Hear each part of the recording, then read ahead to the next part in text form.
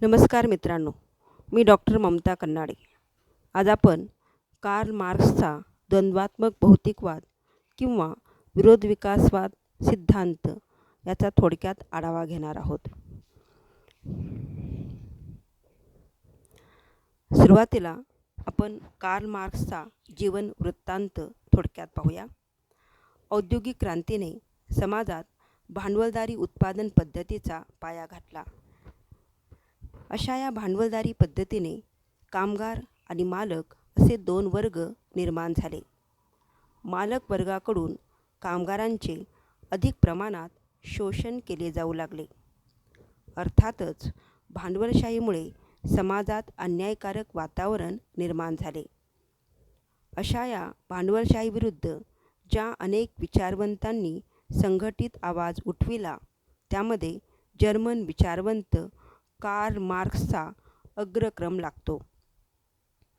अन्यायाविरुद्ध झगडणारा, गरिबी श्रीमंती यांच्या संघर्षाला परिवर्तनाकडे नेणारा, मजूर वर्गाचा कैवारी आणि आधुनिक साम्यवादी विचारांचा जनक म्हणून कार्ल मार्क्सचा उल्लेख केला जातो.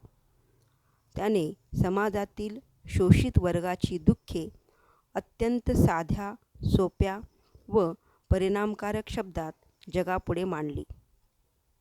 मार्क्सच्या क्रांतिकारी विचारसरणीमुळेच त्यांच्याकडे आधुनिक जगातील युगप्रवर्तक विचारवंत म्हणून पाहिले जाते. कार्ल मार्क्सवर हेगेलच्या विचारांचा खूप प्रभाव होता. त्यांचा परिणाम अर्थातच मार्क्सच्या विविध विचारावर झाला. कार्ल मार्क्सची ग्रंथसंपदा. कार्ल मार्क्स यांनी जे विविध लिखाण केले त्यापैकी काही महत्त्वाचे ग्रंथ आपण या ठिकाणी पाहणार आहोत. कार्ल मार्क्सने 1941मध्ये on the differences between the natural philosophy of Democritus and Epicurus हा PhDचा प्रबंध लिहिला. 1845मध्ये मार्क्स व एंजल्स यांच्या संयुक्त प्रयत्नातून जगभरातील कामगार विश्वाचे क्रांतिकारी दर्शन घडविणारा होली फॅमिली हा ग्रंथ प्रकाशित झाला. 1848मध्ये एंजल्सच्या साहाय्याने कम्युनिस्ट मॅनिफेस्टो म्हणजेच साम्यवादी जाहीरनामा हा सर्वात महत्त्वपूर्ण जाहीरनामा प्रसिद्ध केला. याद्वारे जर्मन कामगारांच्या शैक्षणिक संघटनेची उद्दिष्टे व कार्य स्पष्ट केली. तसेच सर्व कामगार वर्गाने भांडवलशाहीच्या शोषणाविरुद्ध एकजूट करून भांडवलशाहीच नष्ट केली पाहिजे हा विचार व्यक्त केला. 1847मध्ये द पॉवर्टी ऑफ फिलॉसॉफी तत्त्वज्ञानाचे दारिद्र्य हा ग्रंथ लिहून त्यामध्ये द्वंद्वात्मक भौतिकवाद आणि ऐतिहासिक भौतिकवाद याविषयीचे महत्त्वपूर्ण विचार मांडले. 1859मध्ये a critique of political economy राजकीय अर्थशास्त्रावरील टीका हे पुस्तक त्यांचे प्रकाशित झाले. 1875मध्ये the critique of Gotha programme हा मार्क्सचा समीक्षावजा ग्रंथ प्रकाशित झाला. कार्ल मार्क्सच्या वरील विविध महत्त्वपूर्ण ग्रंथाद्वारे त्यांची पत्रकारिता, त्यांचे क्रांतिकारी लेख, भांडवलशाही शोषणाचे खरे चित्र, मजूर वर्गाची जागृतीसाठी संघर्षाची गरज, संपूर्ण जगात वर्गविरहित समाजाची स्थापना आणि वर्ग संघर्षाचा शेवट म्हणजेच भांडवलदारांचा नाश व त्यासाठी क्रांतीची गरज यासारखे विचार अत्यंत महत्त्वपूर्ण ठरले गेले. त्यामुळेच मार्क्स मृत झाला, परंतु त्यांचे विचार आज देखील जीवन असल्याचे पाहायला मिळते. कार्ल मार्क्सचे प्रमुख समाजशास्त्रीय विचार. मार्क्सपूर्वी अनेक विचारवंतांनी समाजवाद निर्माण करण्याचा प्रयत्न केला, परंतु त्याची म्हणावी अशी शास्त्रीय चिकित्सा केली गेली नाही. कार्ल मार्क्सने समाजवादी विचारांना नवीन रूप देण्याचा प्रयत्न केला.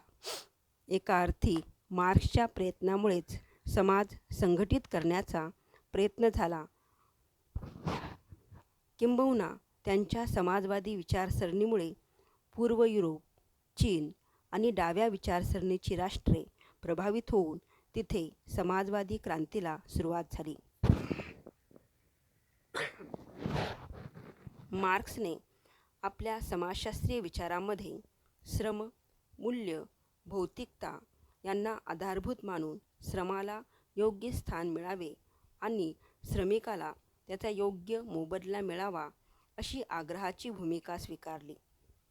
त्यांच्या मते समाजाची प्रगती, भरभराट ही श्रमिकांच्या श्रमामुळेच होते, परंतु प्रत्यक्षात त्यांचा फायदा श्रमिकाऐवजी भांडवलदारांना होतो. हा वर्ग समाजाला लुबाडतो. यातूनच आर्थिक विषमतेची बीजे रोवली जातात. पुढे त्यामधून वर्ग संघर्षाला प्रारंभ होतो.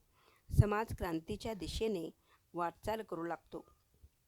अशावेळी उद्भवलेला संघर्ष कमी करून समाजवादावर आधारित आदर्श समाज निर्मिती करणे गरजेचे असते. असे अत्यंत महत्त्वपूर्ण विचार मार्क्सने मांडण्याचा प्रयत्न केला. थोडक्यात, सामाजिक परिवर्तन हे भांडवलदार आणि कामगार या वर्गाच्या संघर्षातून घडते. अशावेळी श्रमिकांनी भांडवलशाही व्यवस्थेतून मुक्तीसाठी क्रांती करावी असा महत्त्वपूर्ण विचार त्यांनी मांडला. उत्पादन संबंधातून सामाजिक विचारांची निर्मिती होत असल्याने मार्क्सने आर्थिक घटकाला निर्णायक मानले. तसेच आधुनिक समाजात श्रमाला किती मूल्य आहे हे आपल्या विविध समाजशास्त्रीय विचारामधून सांगण्याचा त्यांनी प्रयत्न केला. मार्क्सने जे काही महत्त्वपूर्ण सिद्धांत मांडले त्यापैकी द्वंद्वात्मक भौतिकवाद, ऐतिहासिक भौतिकवाद, वर्ग व वर्गसंघर्ष, कामगार वर्गाची अलगता किंवा अलिप्तता, अतिरिक्त मूल्य सिद्धांत, राज्यविषयक दृष्टिकोन इत्यादी विचारांचा समावेश होतो.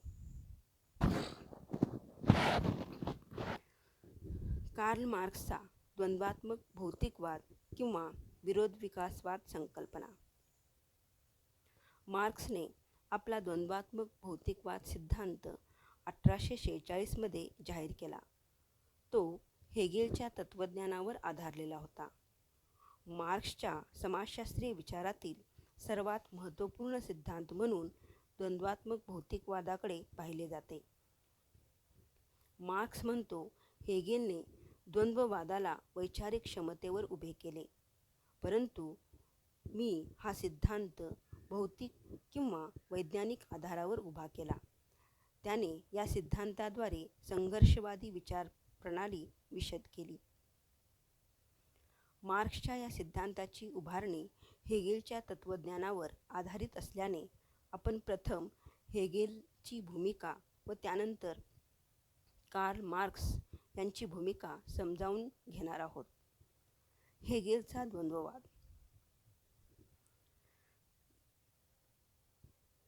हेगेलची द्वंद्ववादी विचारप्रणाली बुद्धिसंग तत्त्वाशी निगडीत असून मानसिक आणि सामाजिक विकासातील विरोधी शक्तीच्या संघर्षावर ती आधारित आहे. हेगेलच्या मते द्वंद्व हा एक तर्काचा प्रकार असून विचारांचा विकास हा विरोधातून होतो. म्हणजेच विरोधी विचार प्रक्रियेतून एक नवा विकसित विचार निर्माण होतो. यानुसार प्रथम मनात एक कल्पना, त्यालाच थिसिस सुचते. पुढे तो विचार विकसित होतो आणि नंतर एखादी नवीन कल्पना, अँटिथिसिस सुचते. पुढे या दोन्ही विचारामध्ये संघर्ष निर्माण होऊन तिसरी कल्पना, सिंथेसिस सुचते. अर्थात ती कल्पना प्रथम दोन विचारांच्या सामंजस्यातून जन्मास येत असल्याने निश्चितच ती विकसित असते. यालाच हेगेलची वाद, प्रतिवाद आणि सुसंवाद अशी कल्पनावादी तत्त्वप्रणाली असे म्हटले जाते. हेगेलने मानवी श्रमापेक्षा मानवाच्या कल्पनाशक्तीस प्रथम स्थान दिले. उदाहरणार्थ, नदीवर धरण बांधले तर जमीन सुपीक होईल, जमिनीला पाणी मिळेल आणि उत्पन्नात वाढ होईल. थोडक्यात, जेव्हा मानवी मनाला एखादी कल्पना सुचते तेव्हा ते मन परिवर्तन विचाराचे स्वरूप धारण करत असते. हेगेलने जो द्वंद्ववाद सांगितला त्यामध्ये वाद, थेसिस, प्रतिवाद, अँटिथेसिस आणि सुसंवाद, सिंथेसिस या मार्गाने आदर्श विचारांचा विकास होतो. हेगेल अध्यात्मवादी असल्याने त्याला वास्तविक जग हे विचारांचे बाह्य स्वरूप वाटते. त्याच्या मते आत्मा आणि स्व यांचे नेहमी द्वंद्व सुरू असते. यातूनच पुढे आत्मिक विकास होत असतो. कार्ल मार्क्सने मात्र आपली द्वंद्वात्मक विचारसरणी हेगेलच्या विचारप्रणालीच्या अगदी विरोधी मांडली आहे. मार्क्सच्या द्वंद्वात्मक विरोधी विकासवादाचे वैशिष्ट्य. मार्क्सने आपला द्वंद्वात्मक भौतिकवादी सिद्धांतामध्ये हेगेलने सांगितलेल्या आत्मा, स्व यासारख्या गोष्टी स्पष्टपणे नाकारल्या. त्यांचा सिद्धांत हेगेलप्रमाणे अध्यात्मवादावर आधारलेला नसून तो भौतिकवादावर आधारलेला आहे.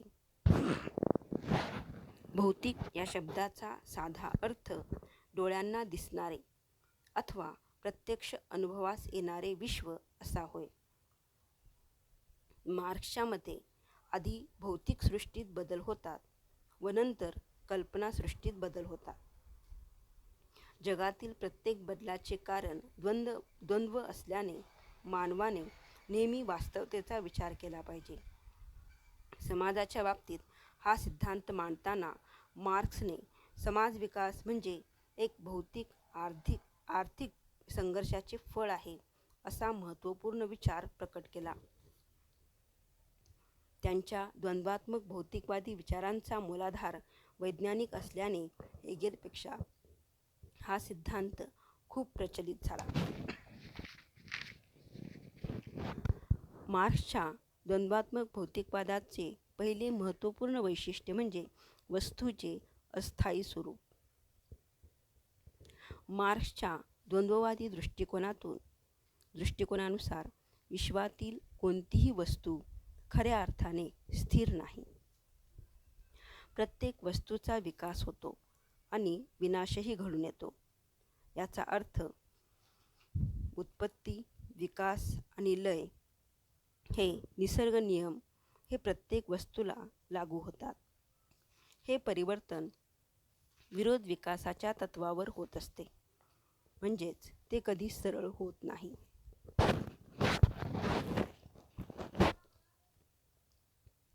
उदाहरणार्थ,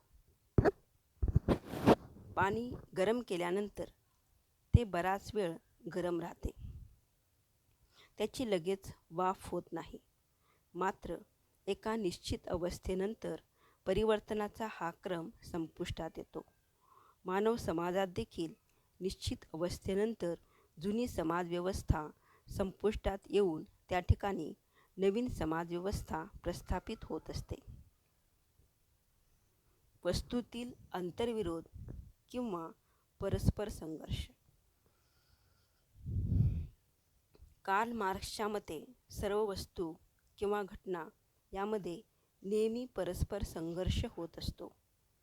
अशा आंतरविरोधामुळेच किंवा परस्पर संघर्षामुळेच द्वंद्वात्मक संघर्ष होऊन त्यातून विकास घडून येतो किंवा सामाजिक परिवर्तन होत असते.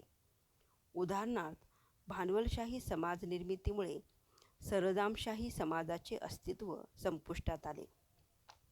तसेच मजूरवर्ग संघटित झाल्याने भांडवलशाहीच्या पतनाला सुरुवात होते. याप्रमाणे मार्क्सच्या मते वर्ग संघर्षाची प्रक्रिया वाढत जाऊन तिचा विस्फोट झाला अथवा क्रांती झाली की संपूर्ण समाजव्यवस्था बदलते. वस्तूतील परस्परावलंबन. विश्वातील कोणतीही वस्तू पूर्णपणे स्वतंत्र नाही. प्रत्येक वस्तू एकमेकावर आधारित आहे.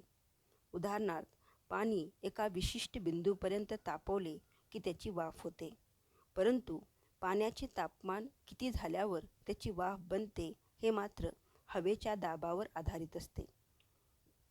याप्रमाणे विश्वातील कोणतीही वस्तू पूर्णपणे स्वतंत्र नाही.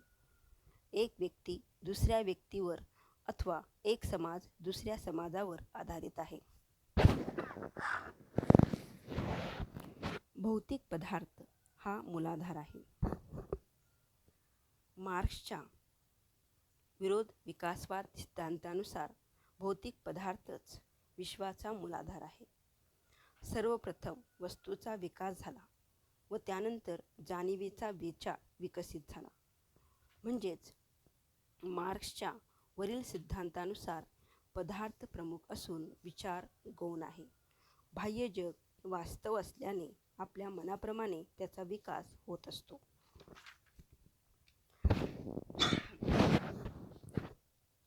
मार्क्सच्या द्वंद्वात्मक भौतिकवाद सिद्धांताचे टीकात्मक परीक्षण. मार्क्सचा द्वंद्वात्मक भौतिकवाद हा संपूर्ण जगामध्ये क्रांतिकारक ठरला यात नवल नाही. परंतु हा सिद्धांत मांडताना त्याने फक्त मानवाच्या आर्थिक बाबीचाच विचार केला. त्यामुळे त्यांच्यावरील सिद्धांतावर खालीलप्रमाणे टीका करण्यात आली. मार्क्स म्हणतो, जगातील सर्व वस्तू गतिमान आहेत, पण ते का व कसे गतिमान आहेत याची मीमांसा मात्र त्यांनी केली नाही. मानवी जीवनात सतत संघर्ष सुरू असतो. संघर्ष हा विश्वव्यापी नियम आहे असे मत अनेकांना मान्य नाही. कारण द्वंद्वात्मक हेतूमध्ये केवळ संघर्ष असतो असे नव्हे, तर समन्वयही असतो असा अनुभव येतो. मार्क्सने आर्थिक घटकाला महत्त्व दिले, ते अतिशय अतिरंजित आहे अशी टीका या सिद्धांतावर करण्यात येते. मार्क्सवादाचे महत्त्व. मार्क्सच्या द्वंद्वात्मक भौतिकवाद किंवा विरोध विकासवाद सिद्धांतावर वरीलप्रमाणे टीका झाली असली तरीही त्यांच्या विचाराचे महत्त्व कमी होत नाही. त्यांच्या वरील सिद्धांताचा मुख्य उद्देश सामाजिक तथ्याचा शोध घेणे व वस्तुनिष्ठ ज्ञान प्राप्त करून घेणे हा होता. भांडवलशाही समाजाचा नाश अपरिहार्य असून त्यासाठी समाजवादी क्रांतीची गरज आहे. हा मार्क्सचा द्वंद्वात्मक भौतिकवादी सिद्धांताचा मुख्य उद्देश आहे. त्याने आपला वरील सिद्धांत मांडताना काल्पनिक दृष्टिकोन न स्वीकारता वास्तव दृष्टिकोन स्वीकारला. त्यामुळेच त्यांचा हा सिद्धांत पूर्वीप्रमाणेच आज देखील अत्यंत महत्त्वाचे असल्याचे जाणवते. धन्यवाद मित्रांनो.